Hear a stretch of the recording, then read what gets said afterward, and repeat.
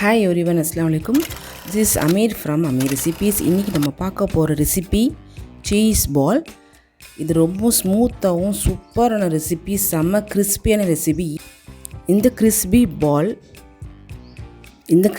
Potato பாலை எப்படி ஈஸியாக செய்கிறது நம்ம இந்த வீடியோவில் பார்க்கலாம். இதுக்கு வந்து ப்ரெட்டோ தென் எக்கு இதெல்லாம் தேவையே கிடையாது, ரொம்ப ஈஸியாக செய்யலாம். ஃபர்ஸ்ட் வந்து பாயில் பண்ண 3 பொட்டேட்டோஸ் எடுத்துக்கோங்க. இது நல்லா இந்த மாதிரி ஸ்மாஷ் பண்ணி எடுத்துக்கோங்க.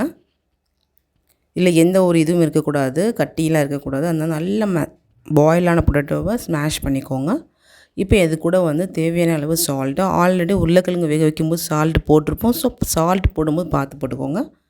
தென் கொஞ்சோண்டு கொத்தமல்லி தழை, பச்சை மிளகா, அரை பச்சை மிளகா, அதுக்கப்புறம் வந்து சில்லி ஃப்ளேக்ஸு, ஒரே ஒரு பூண்டு, அதை வந்து நைஸாக வெட்டி ஆட் பண்ணிக்கோங்க. அதுக்கப்புறம் கார்ன்ஃப்ளவர் மாவு நான் ஆட் பண்ணியிருக்கேன், 2 ஸ்பூன் ஆஃப் கார்ன்ஃப்ளவர் மாவு. இது கூட சேர்த்து நல்லா மேஷ் பண்ணிக்கோங்க. தென் ஜீரகப்பொடி இதில் சேர்த்துருக்கேன்.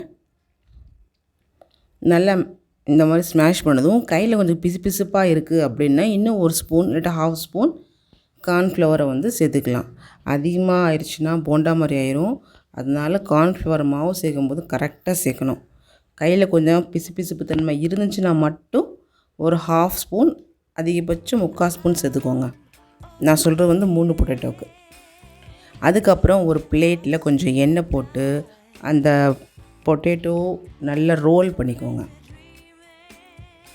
நான் வந்து 2ஆக ஸ்ப்ளிட் பண்ணியிருக்கேன். இந்த மாதிரி பொட்டேட்டோவை ரோல் பண்ணிவிட்டு ஈவனாக கட் பண்ணி எடுத்துக்கோங்க.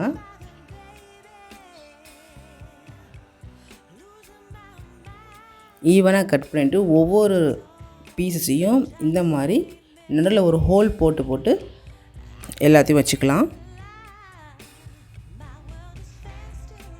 அதுக்கப்புறம் நான் சீஸ் எடுத்திருக்கேன். இந்த சீஸை வந்து ஹோல் போட்ட இடத்துல வந்து கொஞ்சம் கொஞ்சமாக வச்சு அந்த ஹோலை க்ளோஸ் பண்ணி ரவுண்ட் ஷேப்பில் நம்ம உருட்டி எடுத்து வைக்க போகிறோம்.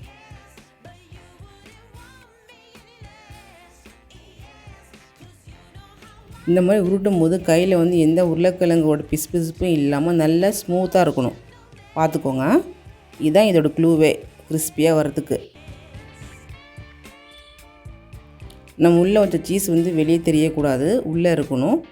அப்போ தான் வந்து நல்லா குக் ஆகும். குக் பண்ணி எடுக்கும்போது அப்படியே மெல்ட் ஆகி சாப்பிட்றதுக்கும் சரி, அது பார்க்குறதுக்கும் ரொம்ப நல்லாயிருக்கும். நெக்ஸ்ட்டு கொஞ்சம் ஈஸியான மெத்தட் ட்ரை பண்ணியிருக்கேன். ஒவ்வொரு பீஸாக எடுத்து ஹோல் போடுறதுக்கு கஷ்டமாக இருக்குன்ட்டு நல்லா ரோல் பண்ணிவிட்டு ஈவனாக கட் பண்ணி அதுலேயே ஹோல் போட்டுட்டேன். ஹோல் போட்டு அதுக்கப்புறம் நம்ம சீஸை ஸ்டஃப் பண்ணி ரவுண்ட் ஷேப்பாக உருட்டி வைக்கிறதுக்கு ஈஸியாக இருந்துச்சு.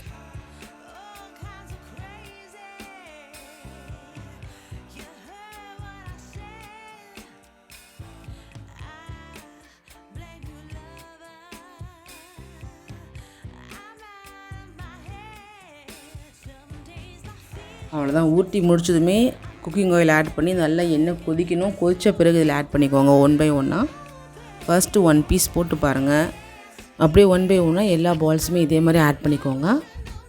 குக் பண்ணும்போது மெதுவாக வச்சு குக் பண்ணுங்கள். நல்ல கோல்டன் ப்ரௌன் கலர் வரணும்.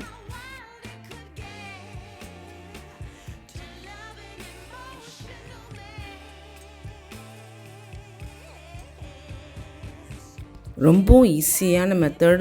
நீங்களும் இதே மாதிரி வீட்டில் 2 பொட்டேட்டோ இருந்தால் போதும். இந்த மாதிரி கிறிஸ்பியான பொட்டேட்டோ சீஸ் பால் ரெடி பண்ணுங்கள். இதுக்கு வந்து ப்ரெட்டோ எக்கோ இல்லை டிப் பண்ணி போடணுங்கிற அவசியமே கிடையாது. டைரெக்டாகவே பொட்டேட்டோவை அப்படியே ரோல் பண்ணி நல்லா ரவுண்ட் ஷேப் பண்ணிட்டு டைரெக்டாகவே ஆயிலில் போட்டிங்கன்னா வேறு மாதிரி இருக்கும். சூப்பரான கிறிஸ்பியான பொட்டேட்டோ சீஸ் பால் ரெடி. இருங்க, எல்லாத்தையும் இதே மாதிரி 1 பை 1 நல்லா கோல்டன் கலர் வர வரைக்கும் நல்லா இந்த மாதிரி ஸ்மூத்தாக ஃப்ரை பண்ணி எடுத்துக்கோங்க. சிம்மில் வச்சு ஃப்ரை பண்ணுங்கள், அதிகமாக வைக்க வேணாம். நம்ம வந்து சிம்மில் வச்சுருந்தா உள்ளுக்கு சீஸ் கொண்டு நல்லா குக் ஆகும்.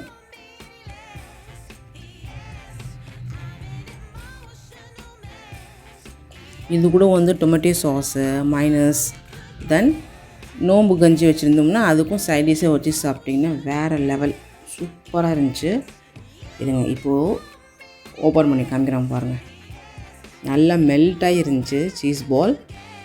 பாருங்கள் சூப்பராக வந்திருக்கு. கண்டிப்பாக நீங்களும் ட்ரை பண்ணி பாருங்கள். உங்களுக்கு என்னுடைய வீடியோ பிடிச்சிருந்துச்சுன்னா மறக்காமல் like, share, subscribe. Thanks for வாட்சிங்.